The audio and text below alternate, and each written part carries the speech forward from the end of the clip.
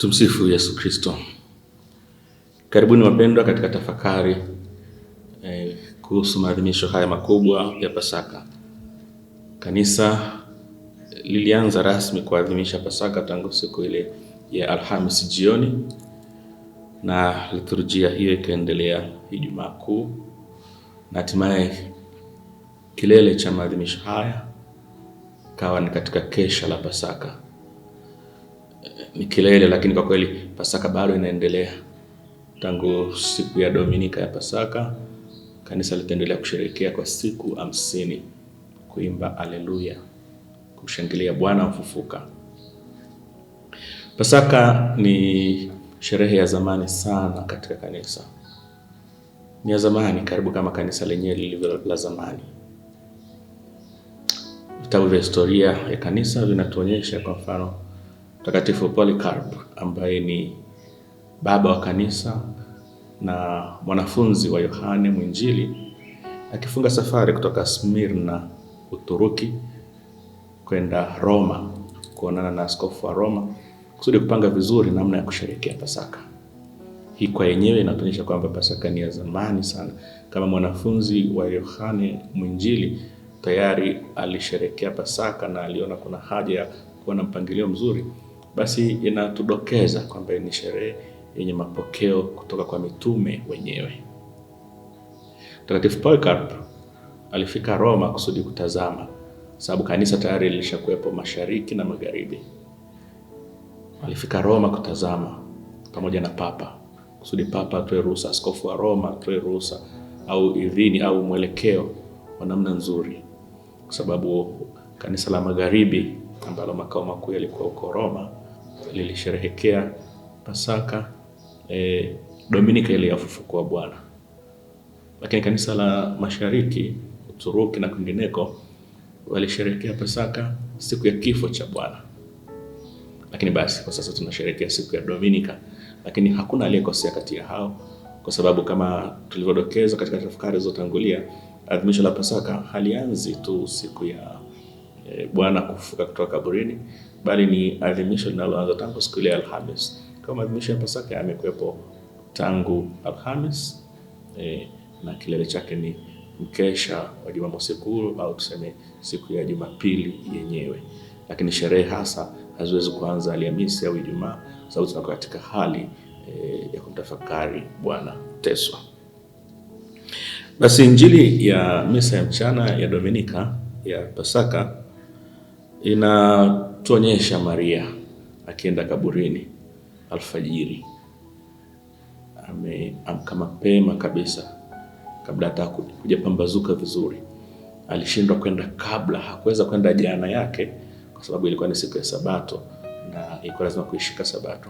Kwa hiyo anasubiri kwa hamu Sabato imalizike aende kaburini kuona mwili wa Bwana na kumpaka mafuta, akisi labda hakuzika kwa heshima aliyostahili. Kwa Maria alfajiri hiyo amekwenda na amekuta kaburi lipo tupu. Ameona jiwe limeviringishwa, bado hajashuhudia utupu wa kaburi. Wala ameona jiwe halimo, lakini anaanza kuhisi kwamba wamemuondoa Bwana. Anapiga mbio kwa Petro na mwanafunzi yule ambaye Bwana alimpenda na kuwapa habari hii ya taharuki. Wamemuondoa Bwana na tujui walipomweka. Nani amemuondoa? Maria bado hajui. Petro na yule mwanafunzi wanapiga mbio kufika kaburini. Petro na Yohane. Na sawa, tunaweza kusema Yohane ingaje maandiko yataje jina rasmi, lakini inavyoonekana wachambuzi wa maandiko matakatifu wanaona huyu ni Yohane. Wanafika haraka, wanafika kaburini. Mwanafunzi aliyependwa na Bwana akiwa wa kwanza, bila shaka sababu alikuwa kijana zaidi, kwa sababu aliweza kukimbia zaidi, anafika na anamsubiri Petro. Haingii kaburini. Petro anapofika ndiye anayekuwa kwanza kuingia kaburini, na baada ya Petro mwanafunzi yule aliyependwa na Bwana naye anaingia. Na unachokiona ni nini? Wanaona kweli mwili wa Bwana haupo. Kuhusu Petro haisemwi kwamba alianza kuamini, lakini Yohane au mwanafunzi aliyependwa na Bwana anaamini. Anaamini baada ya kuona. Baada ya kuona nini? Sio tu baada ya kuona kaburi tupu, bali pia baada ya kuona sanda iko pembeni na ile leso imeviringishwa peke yake. Sasa je, huu ni ushuhuda kweli kwamba Bwana amefariki? Kwa akili ya kawaida isingedhaniwa kwamba kama Bwana ameibiwa, kama walikuja kuiba mwili wa Bwana, isingedhaniwa kwamba wangeanza kumbua sanda, kutoa leso, kuviacha, alafu wachukue mwili. Mwizi anapokuwa katika haraka, anabeba haraka kabla hajakutoa akiba. Ingekuwa ni kupoteza muda kwanza kumfungua Yesu sanda na kuondoa leso na kadhalika. Kwa hiyo kwa kutazama hivi ni wazi huyu mtu ameamka, ameondoka. Hakuna dalili za wizi. Lakini pia haielezeki kwamba angeibwa kwa sababu tayari Pilato aliweka walinzi. Mitume wa Bwana, nani mmoja wapo angeweza kuthubutu kuja kubeba mwili wakati kuna walinzi wakali? Kwanza wote wale waliompenda Yesu walikuwa katika woga mkubwa. Walikuwa wanajificha, walikuwa watokea hadharani, walikuwa wanaishi katika hali ya taharuki, ya kuona aibu kwamba mwalimu wao amekufa, katika hali ya kudhalilika namna hiyo. Sasa nani mwingine angeweza kumuiba Bwana, kuiba mwili wa Bwana? Maadui zake wasingeweza kufanya hivyo, kwa sababu wangefanya hivyo wangekuwa wanaondoa ushahidi wao wenyewe. Wao wangetaka kaburi libaki na mwili wa Bwana uonekane kwamba alikufa, alizikwa na mabaki yake yamebaki hapa. Kwa hiyo kwa kweli Yohane anashuhudia na anaanza kuamini kwamba Bwana amefufuka. Lakini sio tu kwamba kuchukulia kwa juu tu kwamba kuna sanda na kuna leso, kwa hiyo Bwana amefufuka, bali Yohane anaingia kwa ndani zaidi. Tuliwahi kusema na kurudia mara nyingi kwamba Injili inapoandikwa, mwandishi anachagua kwa maneno kwa umakini maneno anayoyatumia. Neno la kibiblia kwa lugha ya Kiaramaik lililotumika katika kuelezea sanda au tuseme zaidi leso ya Yesu ambayo iko pembeni ni neno lile lilotumika katika kitabu cha Kutoka kuelezea ile leso ambayo Musa alikuwa anaifunga usoni mwake pale alipokuwa anatoka mlimani kuongea na Bwana. Musa alikuwa akienda mlimani kuongea na Bwana, akirudi alikuwa anang'aa ajabu na watu waliogopa. Kwa sababu hiyo Musa alikuwa akifunika uso wake kusudi asiwatishe watu. Watu walikuwa wanaona utukufu wa Mungu. Na wakati wa Mungu alikuwa ni wa mbali. Pamoja na kwamba ni kumwangalia Musa aliyemwona Mungu, lakini bado kwao ilikuwa ni jambo la kutisha mno kumwona Bwana. Pamoja kwamba Musa hakuwa Bwana, lakini alikuwa anarudi na ile taswira ya utukufu wa kimungu. Kwa hiyo Musa alikuwa akiweka leso akiongea na watu. Akipanda kuongea na Bwana anaondoa leso.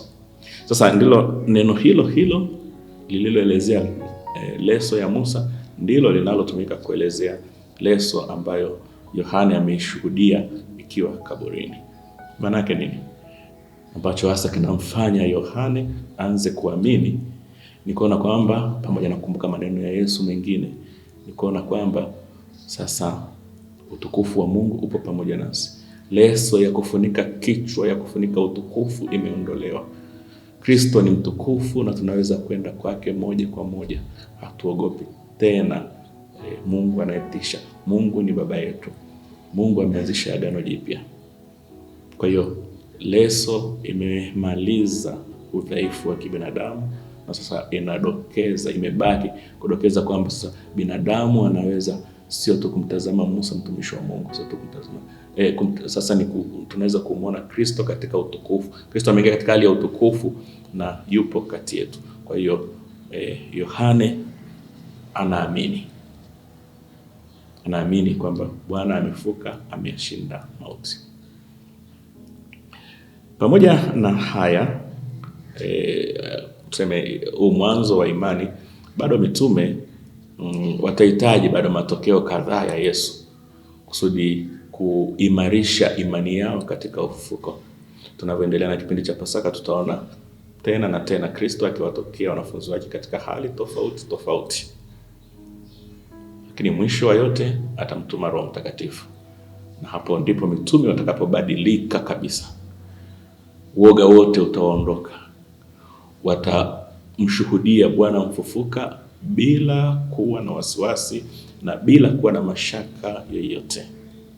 Na hili ndilo linalotupelekea katika masomo ya kwanza ya Dominika ya Pasaka. Masomo mawili ya kwanza. Somo la kwanza kutoka kitabu cha Matendo ya Mitume, tutamwona Petro akielezea namna ambavyo anaweza kuthibitisha kwamba Kristo amefufuka. Petro anaeleza bila wasiwasi, anaeleza jinsi alivyowatokea mara kadhaa wale ambao walizoea kula na kunywa naye. Petro anaeleza mambo haya baada ya utukufu wa Mungu kuonekana katika nyumba ya mpagani mmoja aliyeitwa Kornelio. Kornelio Mrumi, mpagani, amekutana na mitume, amesikia habari za Kristo, Roho Mtakatifu amemshukia, amebatizwa. Na huu ni ujasiri zaidi kwa mitume kushuhudia kwa watu wengine wengi zaidi kwamba hiki wanachohubiri kwamba Bwana amefufuka sio ndoto, ni uhalisia, ni ukweli. Lakini pia katika somo la pili, Mtume Paulo anaelezea, anaimarisha jamii ya Kristo kwamba wao sio tena watu wa kufikiri kwamba yote yanaishia hapa duniani. Wao ni kufikiri yaliyo juu, ni kufikiria mambo ya utukufu, ni kufikiria mambo ya kipasaka yaliyo juu. Paulo naye tunajua historia yake. Mwanzoni mwenyewe alikuwa Farisayo, mwenye siasa, mwenye itikadi kali za kidini, akilitesa kanisa la Mungu, lakini baadaye akibadilishwa na Roho wa Kristo mfufuka, akaanza kulitetea kanisa kwa nguvu zile zile alizokuwa, au pengine zaidi, alizokuwa akizitumia kuliangamiza kanisa. Kwa hiyo wote hawa wanashuhudia, hawana woga tena. Na isidhaniwe kwamba walikuwa katika mazingira rafiki na mazuri katika kueneza imani ya Kristo. Walikuwa wakipigwa, walikuwa wakikamatwa, walikuwa wakiteswa, lakini furaha yao ilitokana na uhakika kwamba wamemwona Bwana mfufuka. Hilo tu lingetosha, na hakuna nguvu ambayo ingeweza kuzuia nguvu ya Kristo mfufuka. Ndugu zangu, baada ya hapa kanisa halitapita katika njia nyororo, njia laini katika kumhubiri Kristo, njia ya amani, njia isiyo na wasiwasi kama kanisa la sasa wala huko kwetu tunavyoishi bila woga, bila wasiwasi wa kumkiri Kristo. Hapana. Kwa karne kama 3 hivi kanisa linapitia katika vipindi vigumu. Wakristo kwa maelfu wanauawa kwa wingi ajabu. Lakini kwa kadiri wanavyouawa ndivyo kanisa linavyostawi. Na baba mmoja wa kanisa, Tertullian, mmoja wa mababa wa kanisa wa mwanzo huko Afrika Kaskazini, sababu Kristo aliingia Afrika Kaskazini mapema sana, anasema damu ya mashahidi ni rutuba katika ukuaji wa kanisa, kwa sababu walivyowaua ndivyo kanisa lilivyozidi. Mpaka baada ya karne 3 ndipo mtawala wa himaya ya Kirumi ambaye ndio anatawala karibia dunia nzima iliyokuwa inajulikana wakati ule, anapoona sasa ni kazi sifuri, lakini hatimaye na yeye bila shaka kwa uvio wa Mungu mwenyewe, basi Ukristo unaruhusiwa rasmi. Kwa hiyo Ukristo umezaliwa katika hali hiyo. Ukristo haukuzaliwa katika hali ya wafuasi kueneza imani yao kwa kuwapiga ambao walikuwa hawaamini, bali ulizaliwa katika mazingira ya wale waliokuwa wanaamini kuuawa, lakini kuthibitisha zaidi imani yao. Na huu ni ushuhuda mkubwa sana kwamba Kristo kweli amefufuka. Vinginevyo nini kingewafanya waieneze imani yao katika mazingira magumu namna hiyo, kukubali kuuawa, lakini wengine maelfu kukubali kubatizwa? Basi hii kwa kweli ni changamoto kwetu tunavyoishi katika mazingira mazuri namna hii ya kutonyanyaswa kiimani. Tunamshuhudia vipi Bwana mfufuka? Hii ndio changamoto tulionayo. Basi tuombe neema ya kumshuhudia huyu Bwana mfufuka, sio tu kumtangaza, sio tu kuamini, bali kwa kweli tugeuke kuyafanya yale aliyotufundisha. na hapo ndipo tunapoweza kuisherehekea Pasaka vizuri. Pasaka au ufufuko sio tu mwili uliokuwa umelala kaburini unaamka. Hiyo wataalamu wanaita ni resuscitation, kama ilivyokuwa kwa Lazaro. Lazaro alifufuliwa na Yesu, lakini kwa kweli ule haukuwa ufufuko. Baada ya Lazaro bila shaka aliugua tena, au hatujui kifo chake cha pili kilikuwaje, lakini alikufa tena. Ufufuko wa Bwana ni ufufuko ambao unabadilisha kabisa mwili wa kawaida aliokuwa nao Kristo na kugeuza kuwa mwili wa utukufu ambao hauwezi kufa tena. Lazaro aliamka kaburini akiwa ameviringishwa nguo za maiti, na ilikuwa lazima afunguliwe kusudi awe huru. Lakini Yesu aliamka kaburini akaziacha mle zile nguo za maiti za marehemu, kwa sababu yeye sasa ni mshindi kamili. Baba Mtakatifu Benedikto wa 16 anasema ufufuko ni namna ambavyo Mungu anatuandaa kuwa katika hali ya ubinadamu iliyo bora zaidi. Ni kama vile kuongelea kuhusu, wanahistoria wamekuwa wakizungumza kuhusu kitu kinachoitwa evolution, mabadiliko ya binadamu mpaka kuwa jinsi tulivyo kwa sasa hivi. Lakini sasa evolution tunayozungumzia hapa ni ile ya kuwa watukufu. Sisi tumeumbwa kuwa watukufu. Kosa la Adamu, kama tunavyosikia katika mbiu ya Pasaka, lilikuwa lenye heri, kwa sababu mkombozi anayekuja ni mkuu kuliko Adamu, anatoa hali yetu na anatuweka katika level yake mwenyewe. Kwa tunavyosherehekea Pasaka, tuangalie pia mwisho wetu. Tunayoyatenda na tunayoyakiri yatatufanya siku moja, yatatustahilisha siku moja kweli tufanane na Bwana ufufuka, tukivaa miili ya utukufu. Tumsifu Yesu Kristo.